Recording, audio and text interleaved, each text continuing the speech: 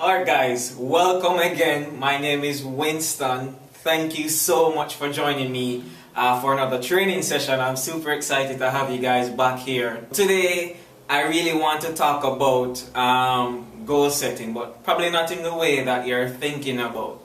Now, this is my personal belief, what I'm about to say. If you disagree, that's okay. I'm just sharing my experience of what I've realized worked for me, and I've worked for other people that I've helped as well. So I'm just sharing it with the hopes that, if you're like me, then maybe it help you as well.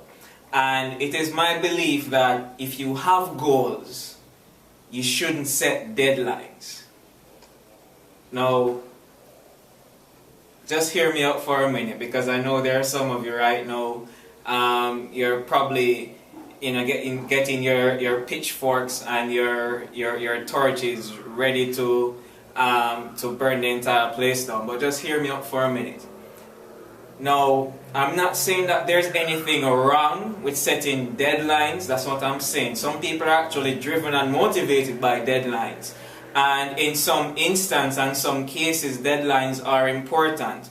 So, for example, one of the deadlines I had was I wanted to ensure that 5 Years to Mastery was launched by January 1st, 2017. So that's a deadline I set for myself. But that's a special exception, and I'll also get into that later on. But just hear me out for a minute.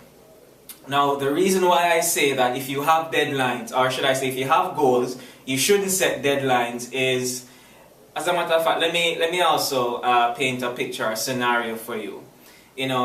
Have you ever had a goal? You have a goal, right? Probably even earlier this year, New Year's resolution, and you made a decision that this is the year that you're going to achieve it, and you set a deadline on it. Have you ever had an instance where you set that deadline, but you don't even get started on working on that goal? So, whether it's because of fear, whether because it's self-doubt, you procrastinate on it over and over again, and you keep telling yourself, come on, Winston, I know I should get it. I know I should get it done. Come on, let's just work at it. Let's just get it done. But you still procrastinate, and you actually do nothing.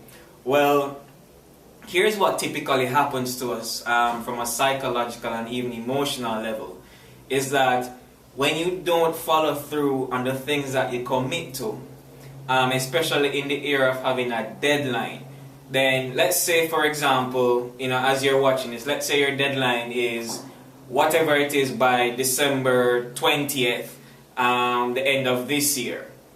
And you set that deadline, but January comes, passes, then February comes, passes, March, April, May, June comes, passes, and before you know it, you're probably somewhere around October, November, and you look back on your entire year and you realize, I haven't even done anything. I haven't even gotten started as yet.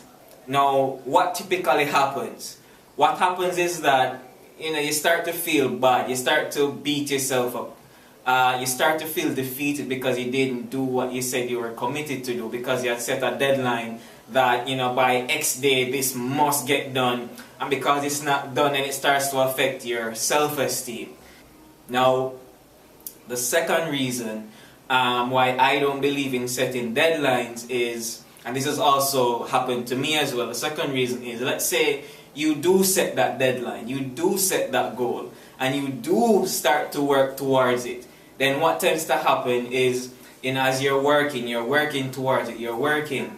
Let's say you started from January and had a deadline for December, and you're working towards it, February, March, April, May, June, July, August. By the time you get to around September, October, you don't really see any progress. You're not seeing that you're anywhere closer to accomplishing that particular goal by that particular deadline.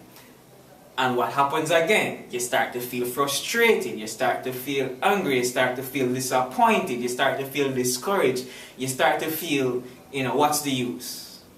What's the use of me continually working towards this particular goal and not meeting the deadline on time. And what typically happens is that you start to feel bad, you beat yourself up again because you've been working so hard and you become so frustrated that you haven't met the goal, not even close to the deadline, not even halfway there, and so you quit on the goal and you give up and you just call it a day and you say, you know what, probably this thing is not for me, probably this goal is not meant for me, and so you settle. Have you ever been there? I've been there. I know what that feels like. Now, as I mentioned, I'm not saying that deadlines don't work for some people. And I'm not saying that there aren't situations, probably on your job or you're working on a special project, that requires you to have a deadline. I'm not saying completely, forget about deadlines entirely. That's not what I'm saying. What I'm saying is, in this context, the context of goal setting, the context of improving and turning your life around, really there isn't really a deadline on that, because as long as you're living, breathing, you're awake, you're able, in the right mental state, then you still have time. There's no deadline, so it's difficult to really set a deadline on your goals, your dreams, your aspirations, your ideas that you have. But one of the things I found worked tremendously well, both for myself, when I was working towards 5 years to mastery in terms of writing the articles, doing the videos, putting the videos together, putting the blog together, putting everything together. One of the things I found worked really well is something I call the DOA process, or date of assessment. Now, what does that mean? Instead of setting a deadline that you have to accomplish this by a specific timeline or by a specific date, what you do is you say to yourself, alright, I have this goal. How long will it take me realistically to accomplish this goal based on my talents, my skills, my level of influence, my level of reach? How long will it really take me realistically working on this every single day to get to that goal? Now, after you've done that, let's say, whatever goal it is going to take you 12 months. Well, what you then do is, instead of setting a deadline that 12 months from now you have to accomplish that goal or your entire life is over, what you do is you set a date of assessment. Now, you may ask, well, Winston, what's the difference between a deadline and date of assessment? Basically, it's the same date that you're working towards. True, technically and methodically, it is the same date, but here's a difference.